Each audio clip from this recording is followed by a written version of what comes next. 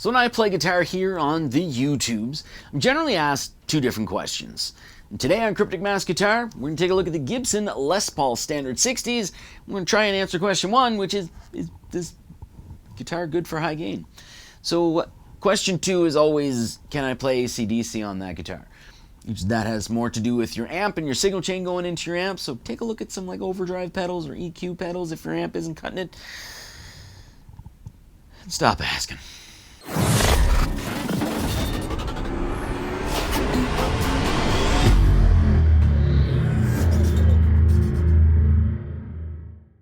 So I don't want to have this long and drawn out intro. It's long enough as it is, so I'm just going to tell you, I have this divided up into 3 different sections. There's chapter markers as well. Section 1 is 2 different sound samples with leads. Section 2, I like to call 1 riff, 12 different amp heads. And section 3, I like to call 1 riff, 8 different cabinets with different speakers in them. These are real 4x12 cabinets with a real microphone. I'm old and I don't get along with IRs. So let's start out with section 1, shall we? First sound sample is DADGAD in C with a lead, and second sound sample is E standard with a harmony section and a lead.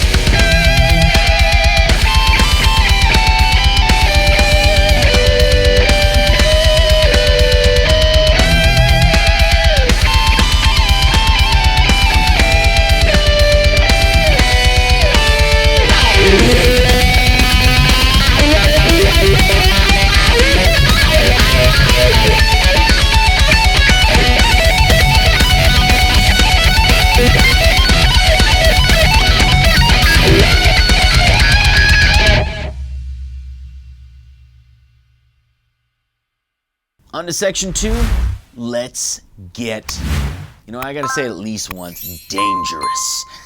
And we're gonna do something that I like to call 1 riff, 12 different amp heads.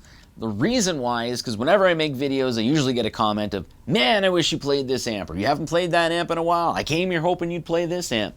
So I'm going to give you a little bit of coverage here. It's going to be excessive. It's probably going to be about like 3.5 minutes, just shy of 3.5 minutes. So I'm going to play one riff over and over, 12 different times with 12 different amps.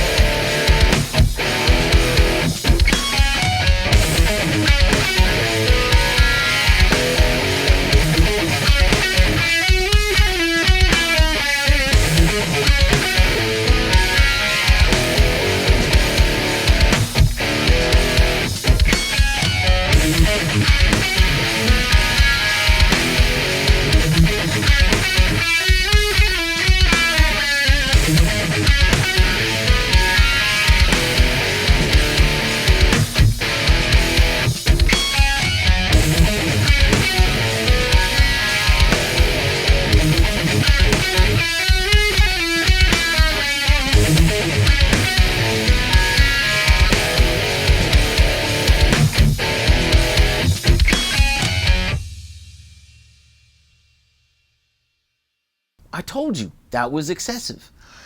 I'm going to split the difference here. So I'm going to play one riff, different riff, with 8 different cabinets that have 8 different speakers in them.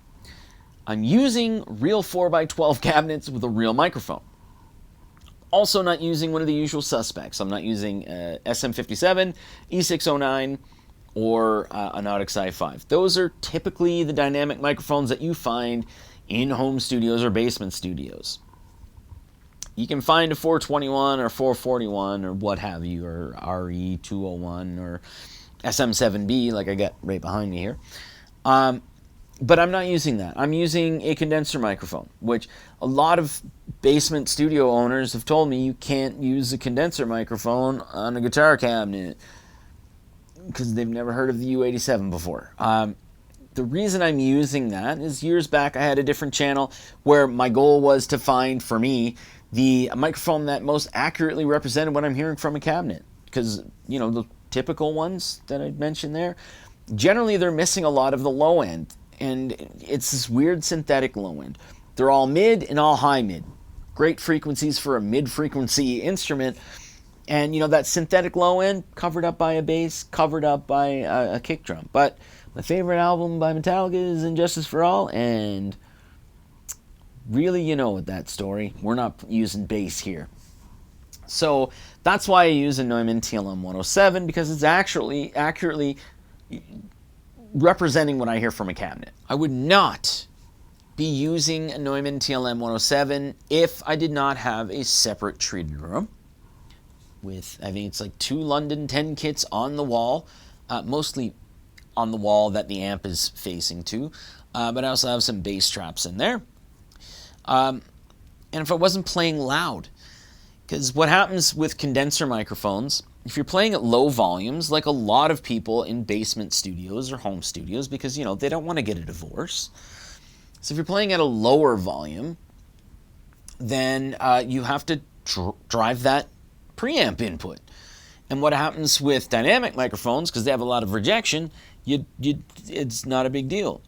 But when you're using a condenser microphone and you're playing at lower volumes, you drive that preamp and you start to pick up things. So like if your neighbor has a dog, your dog starts barking, probably going to show up on the recording if you're playing at low volumes. It's the same principle as if I had a 4x12 cabinet right here and I was miking the 4x12 cabinet and playing, I was playing at a low volume, you're going to hear that, but you're still going to hear the pick strikes, right?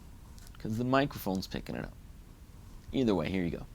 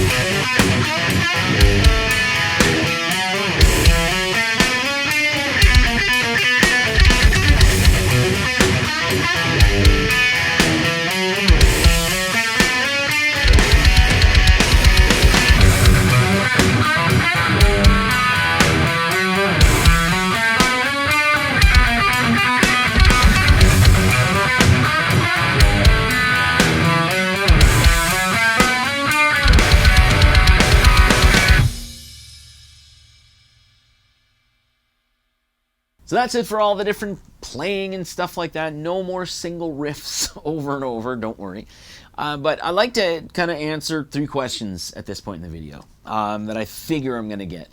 Just so, you know, if you're going to ask it in the comments, maybe I can, you know, answer it for you. And it's usually the same stuff. So question 1, pickups. These are the 61R and the 61T, which are now called the 60s burst buckers, which my thought on that is they changed it to the 60s burst buckers to fall in line with some of their other pickups, like their 70s models have 70s tributes. But if you look at it, a 61R and a 61T would refer to a 61 Les Paul, right? That's an SG. So why is the SG pickups in the Les Paul? That could be something that's asked. I think that's why they changed the name. These are hotter pickups than the Burstbucker 2 and 1 that are in the 50s. And there's a little more emphasis on the low end and the high end. They're not scooped. So if you look like at a 10, your middle is at about 5, maybe 5.5. Your treble, which I'm going to look at where we're looking here. Either way, your treble would be at about 7.5, 8 maybe. And then your low end would be at like 6.5 or 7. That's kind of how you look at it. What does that mean? You just have to go and adjust it on your amp. You might not have to, because that might be exactly what you're looking for. Question 2 is going to be the neck. And we have a 60s slim taper neck here, as opposed to the 50s, which has the thick, chunky C neck. Not the baseball C neck, but it's got a thicker neck on it. The going scientific thought. Because with a thicker neck, your hand kind of sits kind of in a natural position, right?